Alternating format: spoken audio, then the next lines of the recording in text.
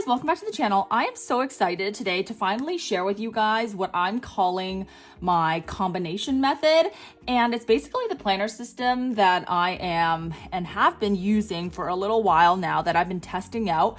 And it's really like a mashup of all of the systems that I've used in the past. And you guys know, if you guys see my channel, that I absolutely love planner systems, from Franklin Covey to getting things done to bullet journaling, all that kind of stuff. I'm just really interested in planner systems, and I've done a lot of videos on them in the past and learned a lot about, each of the systems, but also the pros and cons and the strengths of some of the systems, but also some of the downfalls. And so I've created this combination method that I feel like takes kind of the best of all the worlds, or the things that I've learned. And on top of that, I've also called it the combination method because it kind of combines everything into one. Not only does it tackle kind of how do you deal with task management, over to journaling, over to even archiving. I will share kind of the full system with you guys. And maybe at the end, I'll share kind of the tools, like the actual physical tools that I'm using and the specific planners that I'm using. But that doesn't really matter. So I'm not gonna, talk about it up front, because you can do this with any type of planner. It's really the system that I wanted to talk about. Okay, so enough rambling. Let's get right into it. So I'm just gonna start and explain this in a way that kind of makes sense logically from when you are planning, what is kind of the steps. And so how I think about it is, before I plan, I kind of have what we call pre-planning, or really it's just planning, but basically just writing down the things that you're going to have to do ahead of time, right? Or in future months, I guess I should say. So what I have here is I have included the monthlies of every single month of the year, and I just tabbed it with these little stickies.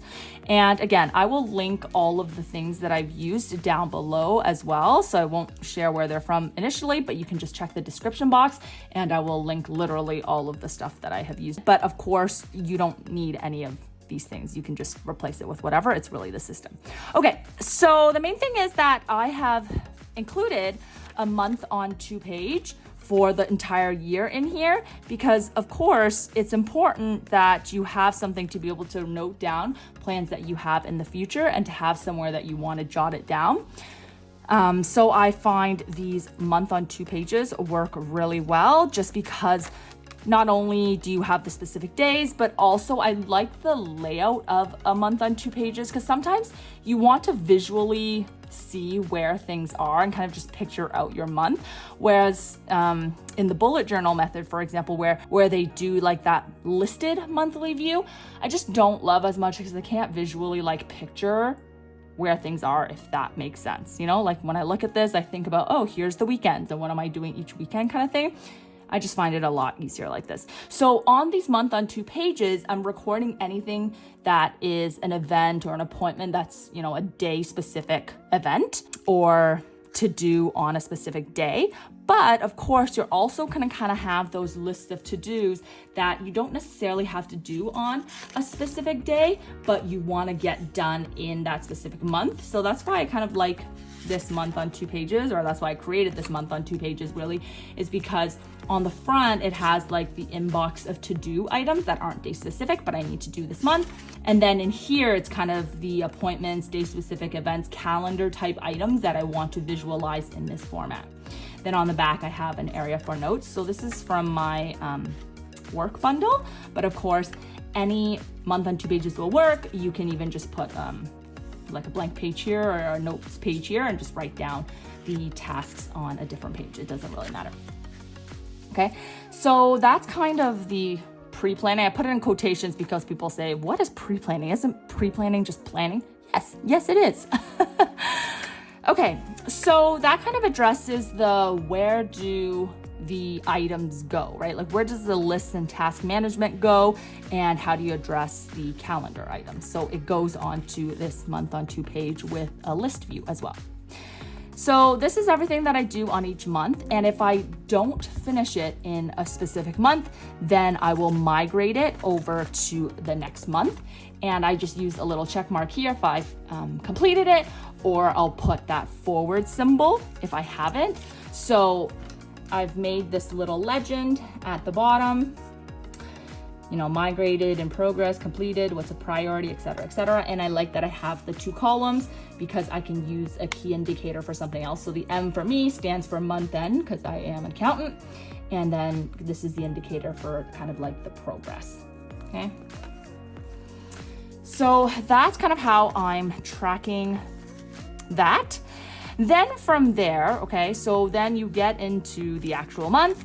And so how I'm doing it is I am focusing mostly on a weekly view. Now, I know some of us love the weeklies and some of us are more daily people, and I'll explain that part as well. But let me go over to a weekly first. So I'm just gonna go to one of these. So this is just a regular weekly view, and to be honest, any layout will work. It can be dated, it can be undated. I've been using the dated one just because I'm finding it easier to not have to date things because I'm in a really busy period of life. But if I wasn't so busy, I would be happy to use kind of an undated weekly as well. For me, I'm a weekly planner at heart, and I always have been, just because I like to kind of see how my week is going to go. And I like not having to migrate too often.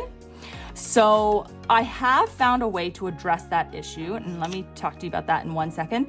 But yeah, this is the way that I like my weeklies.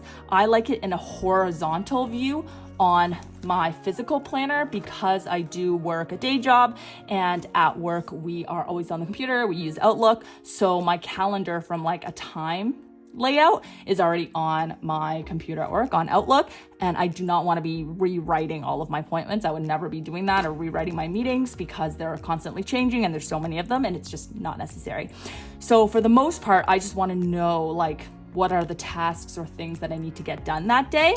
And so I prefer a horizontal layout in my physical planner. Now, I'm going to address how I've been dealing with the migrating issue of a physical planner. And this is like where you can start to see, you know, the different methods and tools from different types of systems that have come into play for me, and why I'm really calling it the combination method. Okay, so this little bookmark that I have here is the Franklin Covey bookmark, and then the Franklin Covey system, and they use these little bookmarks to note down kind of their big rocks for the week. If you guys don't know anything about it, it's okay. If you guys are interested, I'll link the video either up there or down below of the Franklin Covey method and kind of explaining that method. But anyways, so you don't really need to know how they use it in that method because I'm using it completely different here. And how I'm using it is basically I'm using these little slips that are, again, part of that work planner bundle. And let me just find one. It basically looks like this. It's like a little half insert, but I've just trimmed it like all the way down, and it fits perfectly in this bookmark. And then what I've listed on each of these sides is one, to-dos that are not necessarily things that I have to get done on a specific day, but I'd like to do these at some point. So in a week, if I got through all of my to-dos for that week, I would look on this sheet, and since it's a bookmark and it's right in the middle, it'll kind of catch my eye and remind me these are additional things I need to do. And then in the back is the waiting on items that I'm obviously waiting on. So again, I kind of incorporated this from the GTD method, and I've kind of condensed it. Because what I noticed from using the GTD method all of this time, again, I'll link the GTD video that I have explaining that system if you guys don't know what it is, down in the description. So go check that out afterwards if you guys want to know what it is. But basically, I found that, you know, the most important items that I needed to track were either long-term items that I needed to do or items that I was waiting on. So instead of kind of having each of those lists like a next actions or someday maybe, all of that, I wasn't really using those as much as just like a main brain dump list, and I would need to tackle those tasks at some point.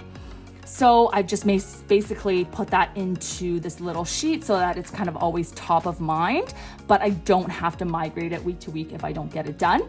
And then the same thing with the waiting on. And how this relationship kind of works is when I was talking about earlier about putting down all the tasks that I need to do on a specific month, I go there first and address those. And some of these I will pick off, especially if I have a long list, I might pick off some of these and put them here so that I can kind of have these more in mind instead of it being at the front of the monthly where I don't check as often. But at the end of the month, I will always come back and ensure that I've addressed all of these to-dos on the cover page of each monthly. Either I have migrated to the next month or I've migrated into this to-do list, if that makes sense. Okay. So that's kind of how I've been doing my weeklies. Now let me talk a little bit about dailies. So again, this is where kind of the combination name I just find is so suitable, because if you've seen some of my previous videos, you have seen me going back and forth with digital planning and just, you know, loving the functionality of digital planning, but missing paper, but still wanting to incorporate digital somehow. And so what I have been doing that's been really helping me is doing dailies in my iPad mini. And I find it super helpful just because, one, like, the dailies is where I have things that I need to remember when I'm on the go. And this obviously syncs up to my phone. And so I don't have to worry about carrying this whole thing around. And I have what I need for the day. Also, when I'm at work, you know, I don't want to carry this from meeting to meeting and write notes, right? But having an iPad with my Apple Pencil is extremely convenient when I want to jot down like a quick note at work. And so this has been working perfect for me. So again, it's kind of like a combination of my physical planner as well as the digital planner. And I just love that I can, you know, still incorporate digital in a way that makes sense, but still have most of my stuff in my physical planner and have like that physical touch, right? And the digital planner that I'm using here is my Hobonichi cousin inspired digital planner. And yeah, I really love the layout and it works really well, especially if I want to incorporate photos and stuff. I've talked about that a lot. It's a really easy way to incorporate in here as well, because you can just import it into your GoodNotes. Okay, but for those of you guys who don't want to use digital, like I said, you can really use any kind of planner for this system. It will work in anything. And you'll see that I have played around with incorporating like a physical daily on those days that I'm super busy and I just need to lay out what my day is going to look like. I sometimes do use like just a regular daily insert. Okay, so that's kind of how the scheduling sections work, or how the scheduling works. What I've really made a big shift to in my ring planner from previously is that I've now laid it out based on the months instead of specific sections. And I find this really helpful, especially for those of you guys who kind of like to archive their planners and use it as a reflection of, you know, what's happened through the year. It just makes sense if it's in chronological order for you already. Whereas if it's in sections, I just find it more challenging to archive, and it just doesn't feel like something you want to archive or look back on, because it doesn't feel like a notebook feeling, right? If you have it in chronological order and you have a good archive finder, and I'll show you a couple options at the end when I talk about the tools that I'm using, yeah, I feel like it just addresses that problem for me. So the other areas to address is memory planning, journaling, and then projects and other kind of collection-y type items. What I've been doing is I've just been putting it right behind my monthly. Okay, so here's my monthly, then it goes into any kind of journaling or ephemera or drawings my older daughter did, little things she made for me. I just put right behind the monthly because it doesn't really fit between, you know, my weeklies because they're all kind of back to back. But now I still know kind of what month these things were done, and it's still in that chronological order. So I've been doing journaling on these type of inserts. I've been adding ephemera, which is what I love about rings, is just so versatile. And I even add in kind of projects and stuff on these project inserts. I will just put right behind my monthly. And so that's pretty much the crux of the system. And then now I'm gonna kind of talk about the specific tools that I'm using, the cover, the size, all of that. Okay, so the binder that I'm using is a Moterm Personal Luxe. I am loving this veg tan cover. It's just, yeah, I'm just loving it. I really want the espresso one and the caramel one. If anybody has one they want to sell, please let me know.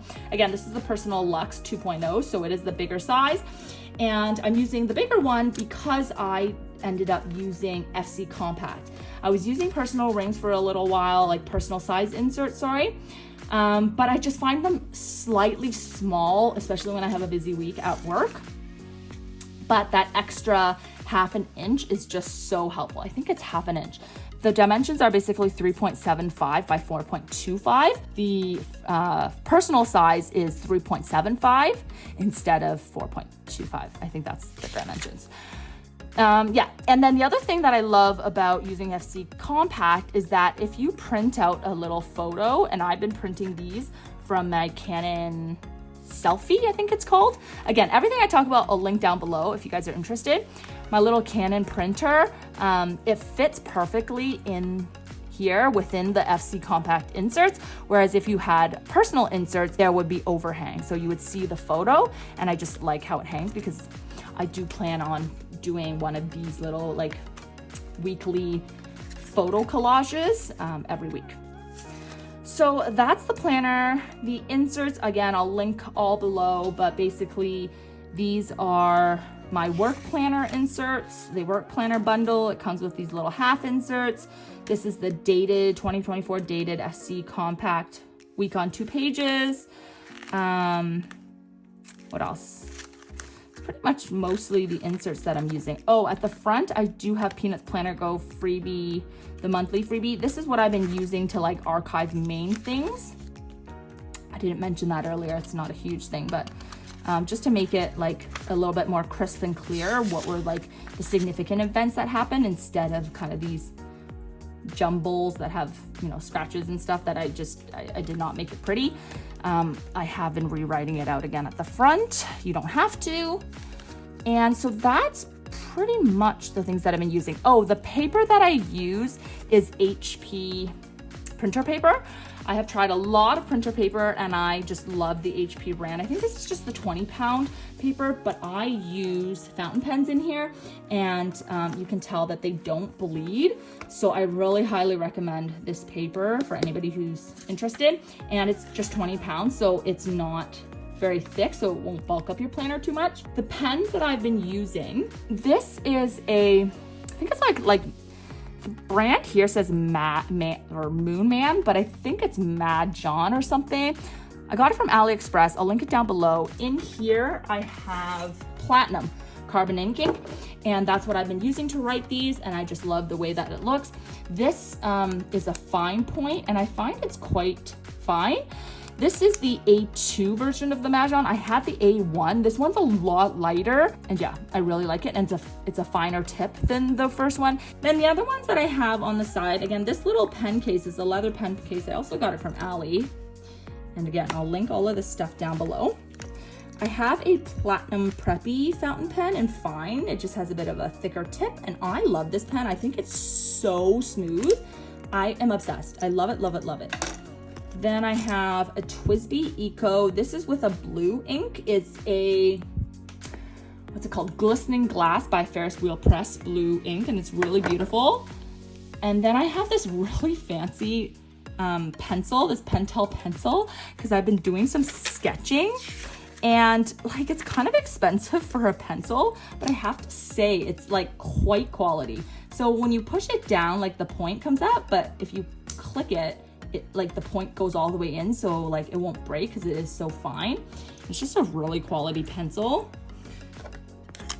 If anybody's interested, I'll link all this stuff down below. Those are some of the writing tools.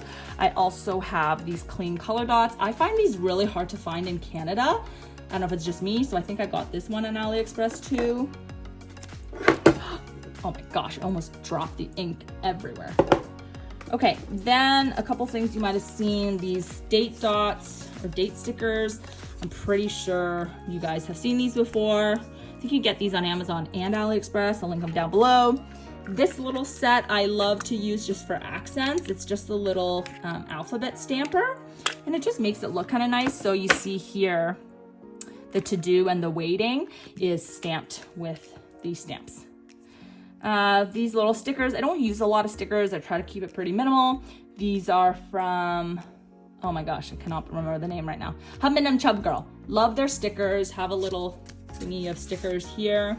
I used to have a code with them. I don't know if it still works. I'll link it down below in case it does. So one thing I forgot to show you guys is how to archive if you guys are using rings. And like I mentioned at the beginning of the video, of course you can use whatever planner you want for this system. I think it really works with anything. But if you guys are using rings like I am, I know some of us have concerns about using rings because the way that you archive it is a little bit tricky because it's not in like a bound system. And so, you know, a lot of the times, and even for me before, I would just have all these loose pieces of paper and they would just be stacked somewhere, and a lot of times I would just end up tossing it just because it is hard to keep track of. So what I ended up doing is getting these little binders.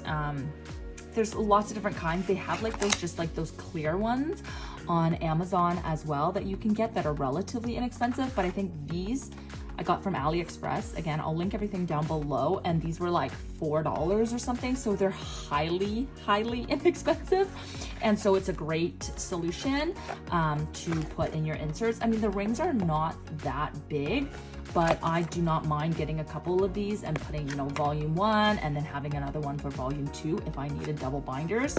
Again, I think it came with these little stickers, and then I just used that same stamping kit and put in 2024 on here. So this is a really great solution. And if you guys don't like this, or you want something a bit more formal, or like you really chunk up your planner so you need like a really big binder instead of having like 3 or 4 of these, you can get the Franklin Covey ones that I'll show on screen here.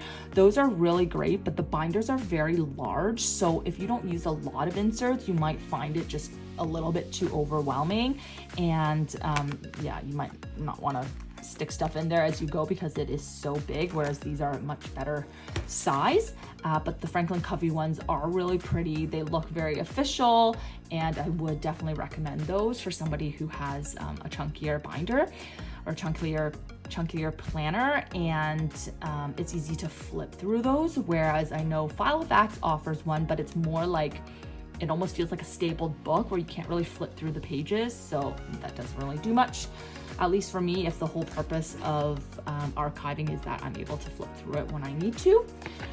So yeah, so that's an archiving solution for you guys as part of this whole combination method.